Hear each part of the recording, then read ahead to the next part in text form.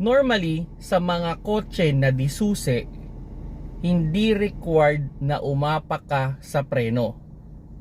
Pero kung yung sasakyan na idadrive ninyo ay di push start, normally nire-required ka talaga na apakan yung preno, i-hold yung paa sa preno, tsaka mo pindutin yung push start para mag-start yung sasakyan. At pag naka-start na, pwede mo nang tanggalin yung paa mo sa preno. Well, it's a safety, no, sa mga di-push start. Pero sa mga di-susi, hindi siya required.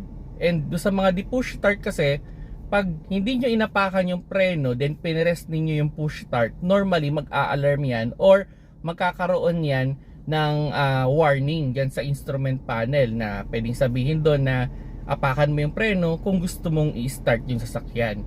So yun mga paps, no, kung maka-encounter man kayo ng di push start, kailangan mo talagang apakan yung preno. Pero dun sa mga disusi, normally hindi yan required.